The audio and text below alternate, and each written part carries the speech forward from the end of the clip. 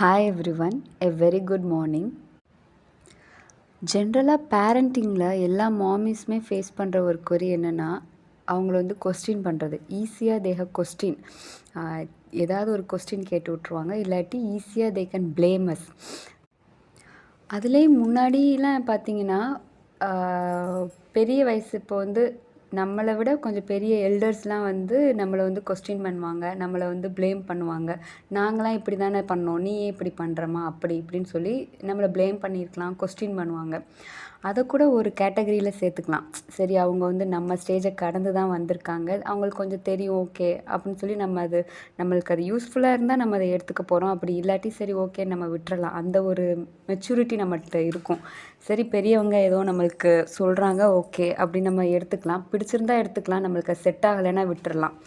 ஆனால் இப்போல்லாம் பார்த்தீங்கன்னா, அந்த பேரண்டிங்னா என்னன்னே தெரியாத நிறையா பேர் கூட நம்மளை ஈஸியாக கொஸ்டின் பண்ணுறாங்க.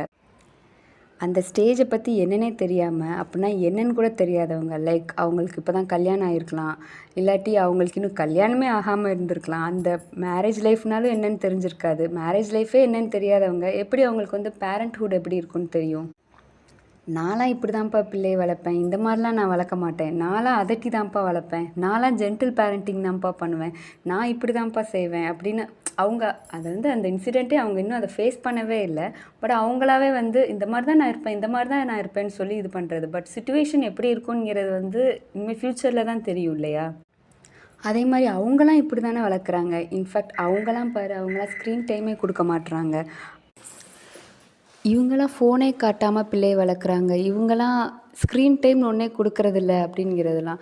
இன்ஃபேக்ட் நம்ம ஸ்க்ரீன் டைம் தான் கொடுக்கணும்னு நம்மளும் ஆசைப்படுறதில்ல. ஓகே, டிவி பார்க்குறாளா, கொஞ்சம் நேரம் பார்க்கட்டும், மொபைல் பார்க்குறாளா, ஓகே. ஏன்னா நம்ம அதை தான் பார்த்துட்டு தானே நம்மளும் வளர்ந்துட்ருக்கோம்.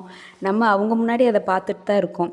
அப்போ அவங்க கேட்குறப்ப சரி ஒரு ஃபியூ ஹார்ஸ் ஓகே நம்ம கொடுக்க போகிறோம். அதுக்கடுத்து நோனா அவங்க ஓகே. அது வந்து பேரண்ட்டுக்கு அது தப்புன்னு தெரியும். பட் ஓகே, கொஞ்சம் நேரம், இல்லாட்டி நம்ம ஏதாவது ஒரு குரூப் ஈவெண்ட்டுக்கு போகிறோம், அந்த டைம் அவங்க அடம் பிடிக்கிறப்போ நம்ம அந்த இடத்துல அப்போஸ் பண்ண முடியாது.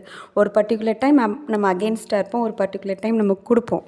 ஆனால் நம்ம ஏன் கொடுக்குறோம், ஏன் கொடுக்கல, அதை கொடுக்கணுமா வேணாமாங்கிறது முடிவு பண்ண வேண்டியது ஒரு அம்மா தான். அந்த அம்மாவுக்கு தான் தெரியும் எது வந்து நம்ம குழந்தைக்கு ஓகேயாக இருக்கும் அப்படிங்கிறது.